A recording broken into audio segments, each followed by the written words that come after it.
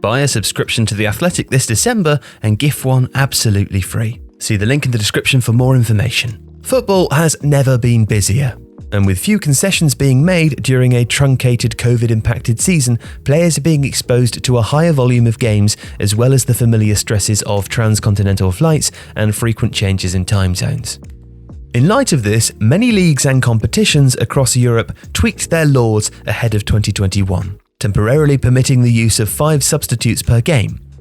The Premier League, however, was not among them. And, during the most recent international break, England head coach Gareth Southgate joined the chorus of voices encouraging the league to reconsider that stance. Since then, a further vote held in December was unsuccessful and was defeated by an unspecified margin, but the issue remains very much on the agenda. But what is the worth of those extra subs? And what might be their cost if they were allowed to be more than just a temporary measure?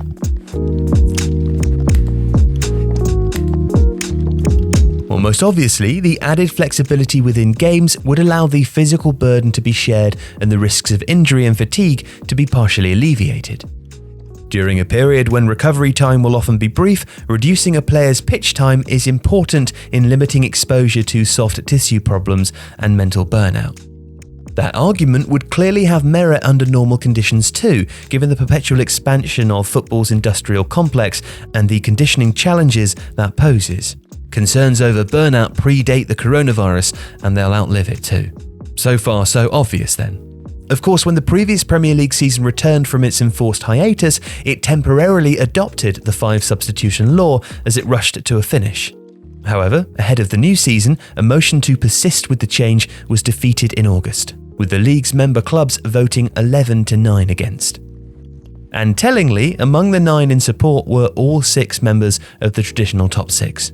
Manchester United, Manchester City, Liverpool, Tottenham, Chelsea and Arsenal. Now that big club backing is descriptive of the advantages that extra substitutions might afford and how they could further tilt the Premier League's competitive balance. In the plainest of terms, a greater range of substitutions benefits those clubs which can afford to attract and employ the largest and most gifted playing squads, and which subsequently can then involve the greatest number of fresh, high-quality players at critical moments in games. And of course, it's a disparity which exists already. During the round of Premier League games played in the first week of November, players introduced from the benches of the top 6 sides included Bernardo Silva, Paul Pogba, Xherdan Shaqiri, Jorginho, Giovanni Lo Celso and Nicola Pepe. More startling still was the range of talent that remained completely unused during those fixtures, but which might have been deployed if the rules had allowed. Naby Keita, Nathan Ake, Nemanja Matic, Donny van der Beek and Antonio Rudiger, among others, all watched on from the stands. But the bigger problem might be the increased tactical agility. While having 2 extra substitutions would allow for enhanced creativity from the technical area, that wouldn't be an equal advantage. Just as with players, the finest managers tend to congregate at the wealthiest clubs, meaning that this enhanced power, the chance to make more changes mid-game, would be placed in the hands of those who are best placed to use it, and invariably who have the more destructive weaponry at their disposal. 5 substitutions could even hasten the dawn of situational football and a more staggered management of individual games. While 3 subs provides cover for an injury or 2 or a couple of changes necessitated by the score, 5 would allow for the redesign of entire departments, potentially all at once, and often with the capacity to reset that change later in the game. And, over time, as the clubs adapted to that facility and honed their squads accordingly, the repercussions might be quite dramatic. They could be seen in quadruple changes to 2 fullbacks and 2 wingers, or maybe in the complete refitting of a 5-man midfield in 1 substitution. Or more generally, just the overloading of any department with a particular attribute, height in the attacking zones for instance, or speed in the channels. Admittedly, it would create a fascinating new branch of tactical discussion. It would possibly even lengthen a few careers and create new subgenres of player, 20-minute specialists for example, or old-school enforcing types brought on to briefly menace an opposition out of their rhythm before trotting back to the bench with a referee in pursuit. But therein lies one of the many problems. Having 5 changes available would promote temporary strategy.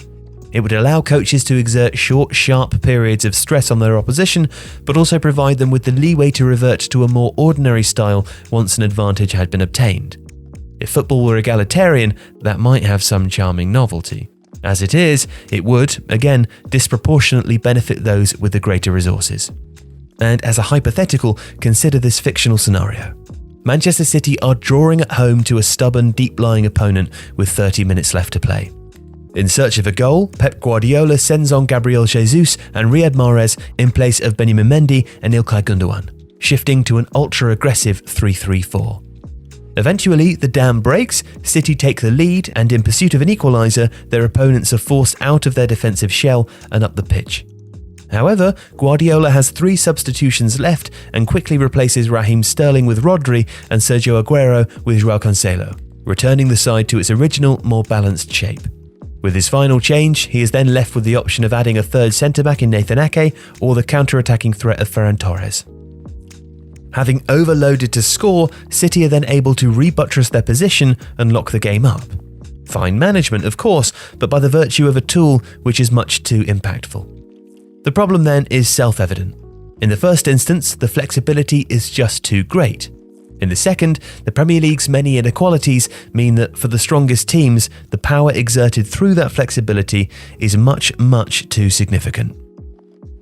If you're looking for holiday gifts this winter, we're pleased to be able to offer a buy one, gift one deal on subscriptions to The Athletic. It's world-class sports journalism with a roster of writers including David Ornstein, Amy Lawrence, Daniel Taylor and Ollie Kay. There's dedicated journalists for each Premier League team, bringing you all the latest news and inside information, not to mention hundreds of journalists doing the very same thing for 10 other sports. So, to buy one and gift one this December, see the link in the description, and thanks for watching today's video.